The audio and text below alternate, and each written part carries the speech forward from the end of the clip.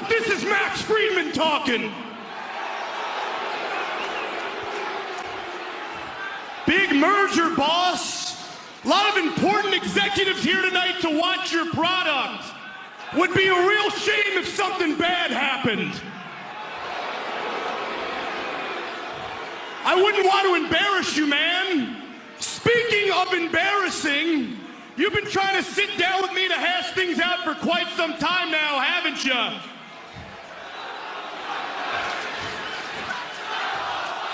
Well, guess what? Too little, too late. Ladies and gentlemen, welcome to Metropolis Radio, and today, you probably are well aware that MJF has made his way around the news cycle, and it got me to thinking about this question, and that is the current MJF drama a work or a shoot by AEW?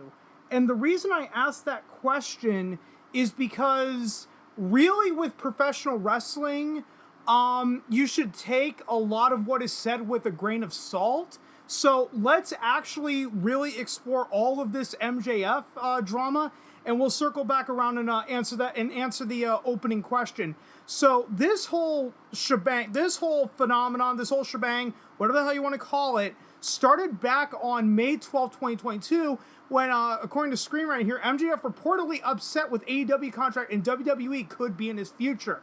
MJF has become a fixture on television and pay-per-view for AEW, but it sounds like he isn't all too happy with what he's being paid for that. MJF has been at the heart of AEW program for the last year or so, but recent reports indicate that he might not be particularly happy with his contract situation and is open to leaving for WWE in his future. He was recently in a Feud of the Year candidate with CM Punk that concluded with an outstanding dog collar match in AEW Revolution. The outcome of that contest immediately thrust MJF into another star-making program with Wardlow, and those two are likely going to do battle at the upcoming Double or Nothing pay-per-view in Las Vegas on May 29th. Keep in mind, this news came out on May 12, 2022. I'm just reading this off just to set the stage for everything else that came afterward. Since turning on Cody Rhodes during the Full Gear pay-per-view in 2019, MJF has been one of the most outstanding and consistent heels in professional wrestling. His promos always generate heat and come off as genuine, and the man is virtually always in character. This has allowed him to develop into a rare Teflon type of performer, one who doesn't need wins or championships to get himself reactions from crowds. It's a skill that can't be taught, and MJF has it in spades, despite being just 26 years old. AEW isn't the only wrestling company in existence, obviously, and while a lot of attention has been given to WWE stars jumping ship for the upstart, we're starting to see this is a two-way street.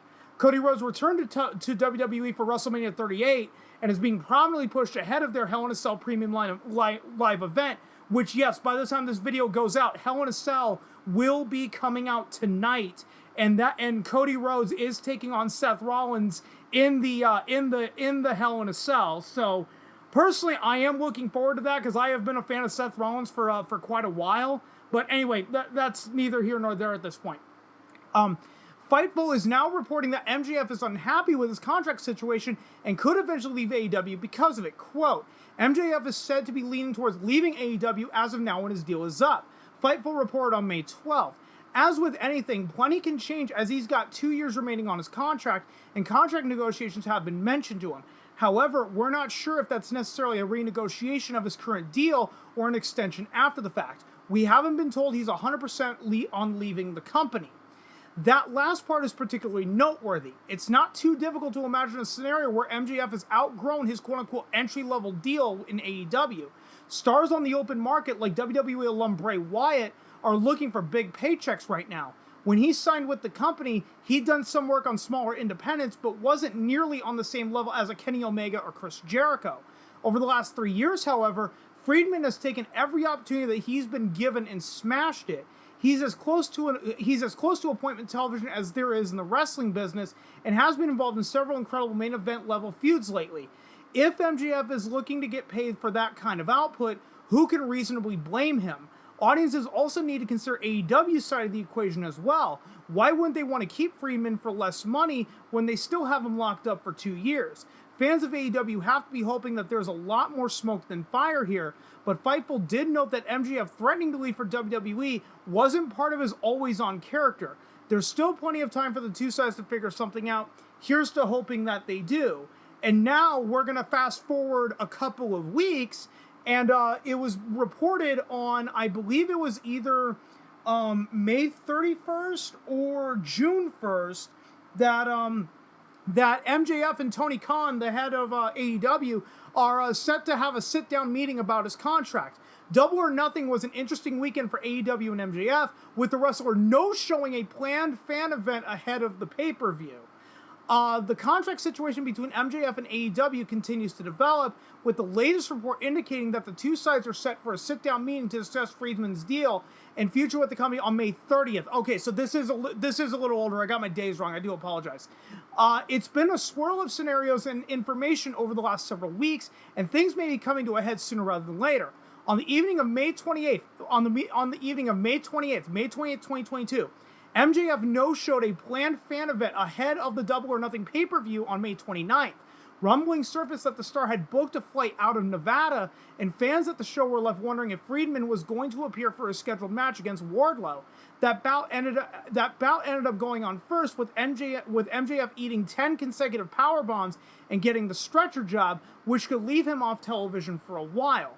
Now, according to Fightful Select, MJF and AEW co-owner and president Tony Khan are scheduled to have a sit-down to discuss their issues. In their latest update, Fightful wrote that, quote, "We're told MJF is still in Las Vegas, as is much of the other talent. They were scheduled to meet at 8 p.m. Eastern Standard Time in person. We have no details yet."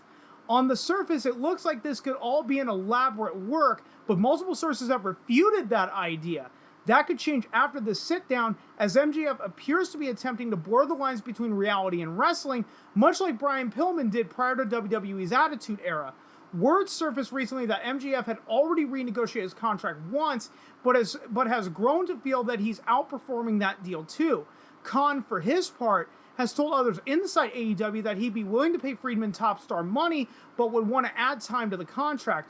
It became known over the last several days that MJF's deal will expire on January 1st, 2024. There were always going to be trials like this as AEW grew, and it will be quite telling to see how Kahn and MJF handled these negotiations. Friedman is just 26 and has decades left in the pro wrestling game if he so chooses. So this possibly won't be the first time he needs to push for more money based on what he feels he is worth. Kahn also deserves credit, at least based on what is known, for being willing to renegotiate with talent who are outpacing their initial contracts.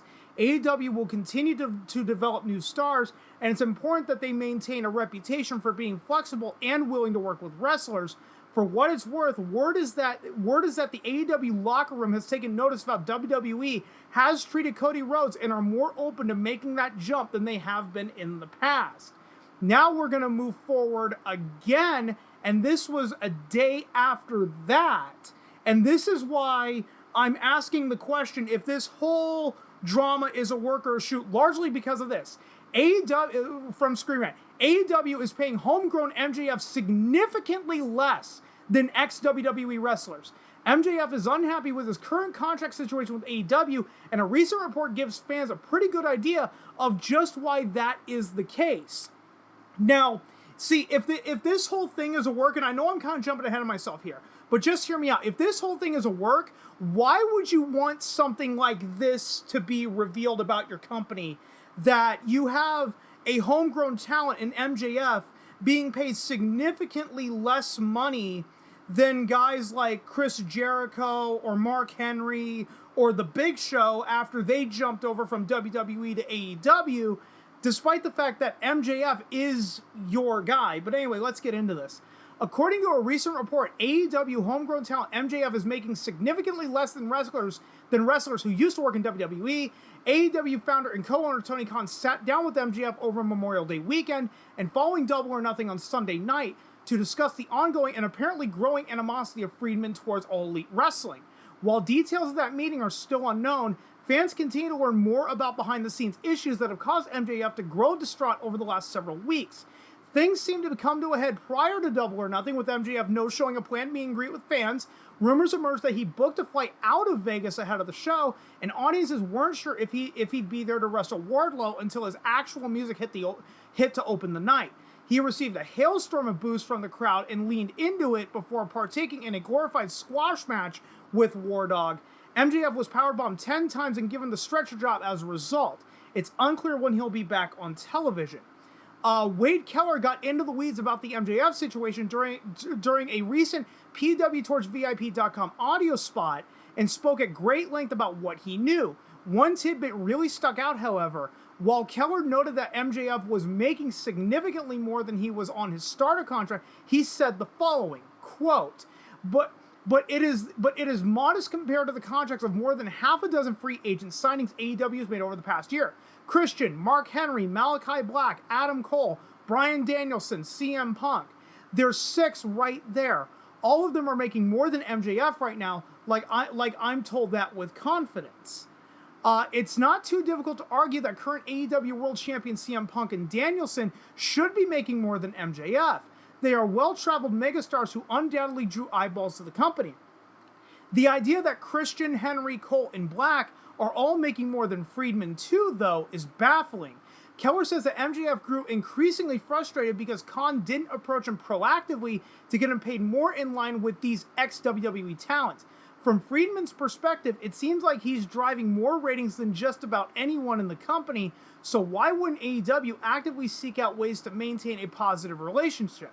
Sadly, this is a well-tread ground for federations that have tried to take a chunk out of WWE's pie, bringing in superstar stature talents that makes a lot of sense, but not at the expense of homegrown types such as MJF. He was a Cody Rhodes project as the company got up and running, and the American Nightmare has already split to go back to WWE. AEW's locker room has taken notice of how well Rhodes has been treated there so far, likely adding fuel to this backstage fire. There were always going to be growing pains as All Elite grew as a brand and company. The fact that it could cost them their most reliable on-screen homegrown talent is unfortunate, to say the least. Now we're moving forward, and this is where it gets a little weird, because now you have Tony Khan weighing into this whole thing, and that is Tony Khan says he isn't surprised by MJF's comments about AEW contract. The lines between wrestling and reality continue to blur as AEW president and co-founder Tony Khan speaks on MJF's ongoing contract situation. MJF has made it clear that he's unhappy with his contract situation in AEW, and the company's president and co-founder Tony Khan says he isn't surprised by that at all. The trouble really came to a head, at least publicly, when MJF no-showed a scheduled fan event during Double or Nothing weekend. At that juncture, news began to circulate that he'd scheduled a flight out of Vegas before his match, as fans weren't sure. Okay, we already know that. That concern was so real that Goldberg's name began trending on Twitter as fans tried to come up with some possible last-minute replacements for MJF. That wasn't necessary, of course, as Friedman showed up to Double or Nothing only to get dismantled by Wardlow. From a storyline standpoint, it was the right direction, but the whole match was overshadowed by MJF's actions outside of the ring over the weekend. Kahn has never been one to shy away from speaking frankly about AEW's inner workings, and while he's largely declined opportunities to comment on MJF over the last several days, he did speak about it a bit on the Corner podcast on May 31st. When asked directly if he was caught off guard by Friedman's comments on his contract, Kahn said, quote, "No, I'm not surprised for a variety of reasons," before going on to state that coming out of this Double or Nothing weekend, as of now and everything he's done in AEW, he's been a huge part of the success of the company, and he's signed here for a long time. It's 2022, and 2024 is a long way away. Kahn declined to comment on MJF's contract specifically. Kahn may not have been willing to go into great detail about all things MJF, but news has continued to break regarding Friedman's standing with AEW. For instance, it recently became known that MJF is making less than ex-WWE wrestlers. It has also been revealed that the Salt of the Earth has renegotiated his contract with All Elite once already, receiving a substantial boost over the initial deal he'd inked as a relatively unknown performer back in 2019. Cody Rhodes took MJF under his wing, though, which led to one of AEW's first extensive, successful programs in the early stages of the company. Kahn alluded to that in his comments, and he's not wrong when he says that the 26-year-old has been an essential performer for All Elite.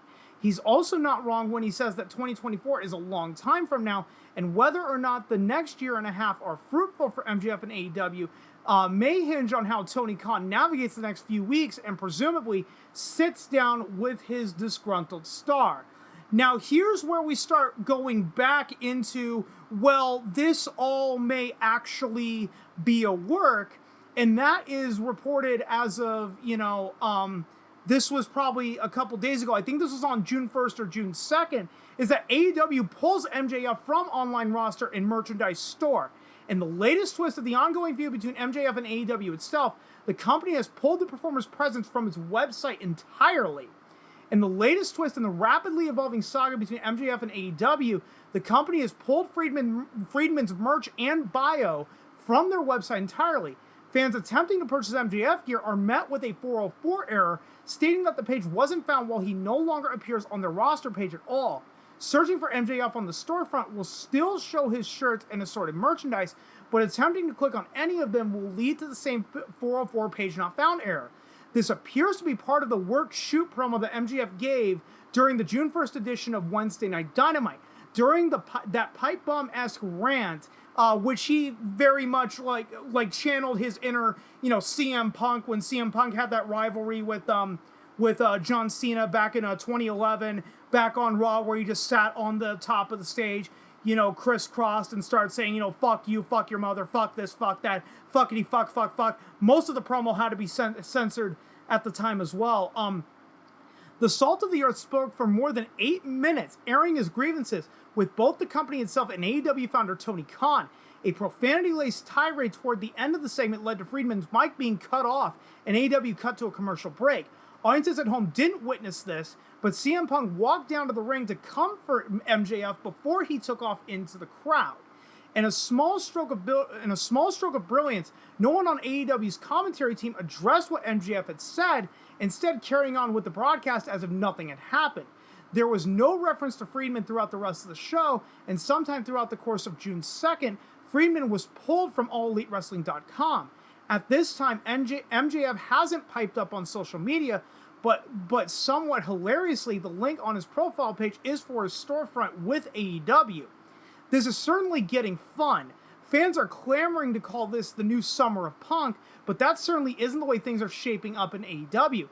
Audiences should be talking about his upcoming match with, and I'm gonna butcher the hell out of his name, and I do apologize for this, with Hiroshi Tanahashi at AEWX and New Japan Pro Wrestling Forbidden Door, but they aren't. Nor is there much talk regarding the Okada versus Hangman Adam Page rumor for the same show. Wardlow should be a speaking point after going over massively at Double or Nothing, but he isn't. Johnny Elite wrestled for AEW for the second time, and Miro made his long-awaited return. But again, these events have gained little traction compared to MJF's unfurling saga. For this generation of wrestling fans, this is the sport at its absolute best, when the line between what happens in the ring and what's going on backstage begins to blur. This angle should feel like home to those who were in the audience during the Monday Night Wars and the Attitude Era. MJF is certainly leaving his own mark on the worked shoots, but there's still a real element of truth in the middle of everything he's saying. He's not making as much as ex-WWE guys, and he's not happy about it. It's tough to blame him too, which is why the audience in attendance of AEW Wednesday Night Dynamite ended up cheering MJF despite him running them down almost the entire time. And finally, and I know that this may not be related, but it could be related to the question of, is this whole thing a work or a shoot, is that now Thunder Rosa is coming out. And right here, AEW's Thunder Rosa reportedly frustrated with lack of screen time. AEW seems to have a growing contingent of wrestlers who are upset behind the scenes for a handful of reasons, including women's champion Thunder Rosa. AEW seems to have a number of unhappy wrestlers backstage, with MJF recently grabbing headlines, and now women's champion Thunder Rosa is reportedly disgruntled as well. She successfully defended her title against Serena Deeb at the Double or Nothing pay-per-view, giving her a pair of title defenses since pinning Britt Baker in a brutal steel cage match at the St. Patrick's Day Slam on March 16th. That bout is nearly 2.5 months old, though, and Rosa has not wrestled in a match on Wednesday Night Dynamite or Friday Night Rampage since. The last time she wrestled on regular television was on March 9th when she beat Layla Hirsch. Now it's being exclusively reported by Andy H. Murray of WhatCulture.com, so please, for the love of God, take this with a grain of salt, because I don't trust the What Culture guys at all. That this lack of TV time has badly upset the women's champion. Murray writes, quote, unnamed sources close to the situation state that the reigning AEW Women's World Champion has become very frustrated with how little she has been on screen. This was exacerbated by Wednesday's episode of Dynamite, on which Thunder Rosa received no focus despite her well-received match with Serena Deeb at Double or Nothing. He went on the detail that the situation has left her upset and confused. It's tough not to see this from Rosa's perspective and agree with her. Her match with Deeb stood out on a stacked Double or Nothing card and was one of the better wrestling matches of the evening. It wasn't a spot fest like the admittedly fun Anarchy in the Arena match though, which seems to have hurt how people backstage viewed it. After all, that match's standout Daniel Garcia received a main event fight with Jon Moxley while Rosa wasn't featured at all. Moxley versus Garcia set up a blood and guts match on June 28th in Detroit, Michigan. Meanwhile, fans have no idea what's next for women's division outside of the TBS Championship.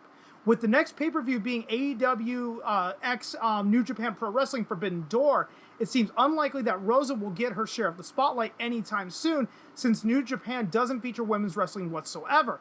Unless New Japan Pro Wrestling decides to go in a never-before-seen direction with a highly unlikely mixed match, then Rosa will be on the outside looking in for the next several weeks at least. After Forbidden Door, it sounds like Ring of Honor will be putting on a pay-per-view that could potentially set Rosa up for an explosive match with someone like Mercedes Martinez or Deonna Purrazzo, but mid-July is a long time away from the now current champion. Okay, so going all the way back to the very beginning of this video and answering the question, is the current MJF drama a work or a shoot by AEW?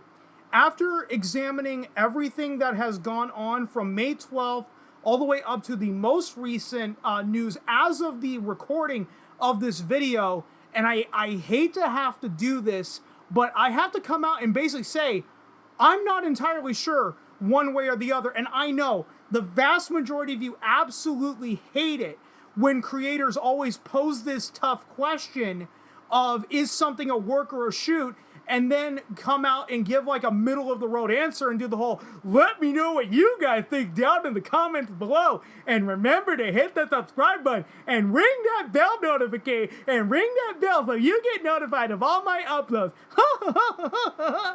But if I'm being 100% honest, after reading everything as a lifelong wrestling fan, there is evidence that this is all a work. You know, you've got Tony Khan coming out and kind of riling up MJF.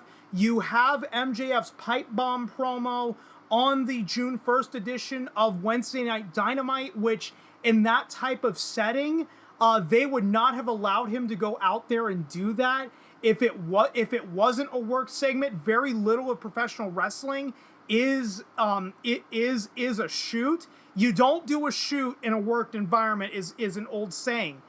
However, if this is all a work, there's also certain things that, you know, Tony Khan and AEW may not have wanted revealed, like how MJF is getting paid significantly less than ex-WWE wrestlers.